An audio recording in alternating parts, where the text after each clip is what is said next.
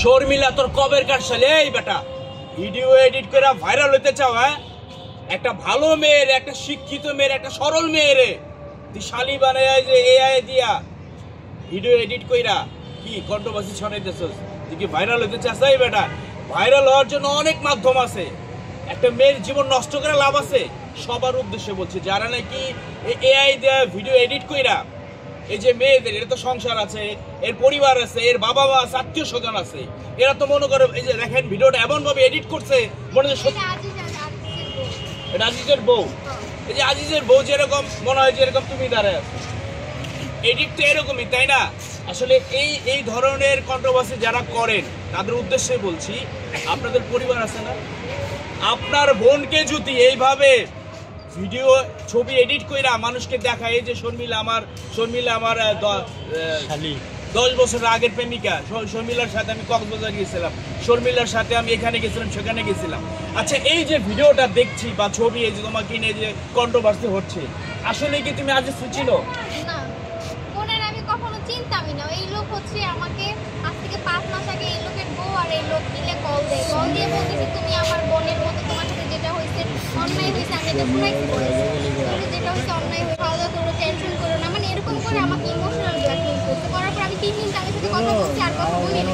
এই 3 দিনের কথা রেকর্ড করে রাখা। এই যে দেখেন, যারা যারা বিশ্বাস করতেছেন না শর্মিলা আমার শালি, দেখেন শর্মিলার অনেক বুঝাইছে, সোশ্যাল মিডিয়াতে আইসো না, পরে বুঝাইছে মানে নাই দেখে এখন আমাকে অস্বীকার করতেছে, আমার শালি না হ্যান, মানে মিথ্যা প্রচার ছড়াইতেছে। আচ্ছা, আরেকটা আমি পোস্ট দেখছি, এই লোকে লেখছে তুমি নাকি এই লোকের 2 লক্ষ টাকা মেরে দিছো। 2 লক্ষ টাকা মারার পরই নাকি সেই লোক কথা বলছো, তোমার কাছে নাকি অনেকবার টাকা চাইছে যে তুমি আমার টাকা ফেরত দাও, টাকা ফেরত দাও, টাকা দাও নাই বলে নাকি। এখন তো আমি বলবো যে এই লোক আমার থেকে 5 লাখ টাকা খাইয়া পরে এই লোক আমার লেগে দালালি করছিল। উনি তো আমার নিয়ে অনেকদিন কথা বলছে যে আমার শালির নিয়ে তুই এটা বলস কেন, ওইটা বলস কেন, শর্মিলা আমার শালি লাগে, শর্মিলা অনেক ভালো। তাহলে আমি তো বলবো যে এই লোক যে আমার নিয়ে দালালি করছিল, হ্যাঁ ওটা দালালি বলে এক প্রকার, আমার নিয়ে মানে আমার সাপোর্ট করেই তো সোশ্যাল মিডিয়াতে পরিচিতি পাইছে শর্মিলার দুলাভাই। এখন তো আমার বিপক্ষে কথা বলতেছে। ওনারা যে বলছি আপনি আমাকে নিয়ে আর কথা বললেন না, তো ওনাকে যে বলছি আপনি আমাকে নিয়ে কথা বললেন না, এর জন্য হচ্ছে উনি এখন আমাকে নিয়ে আরো বেশি ট্রোল শুরু করছে, যে আমাকে নিয়ে যদি খারাপ কথা বলে মানুষ ওনার ভিডিও দেখবে, ভিডিও দেখলে হচ্ছে ভিউজ হবে, উনি ডলার ইনকাম করবে। মানে এর উদ্দেশ্য কি? তোমাকে খারাপ করার উদ্দেশ্য কি? মানে উদ্দেশ্য হচ্ছে, এখন তো আমি বলবো যে এটা হয়তো আমার প্রাক্তনের ষড়যন্ত্র, আমি মিলে ট্র্যাপিং করে আমার ট্র্যাপে ফেলাইছি। 3 দিন আমার সাথে কথা বলছে,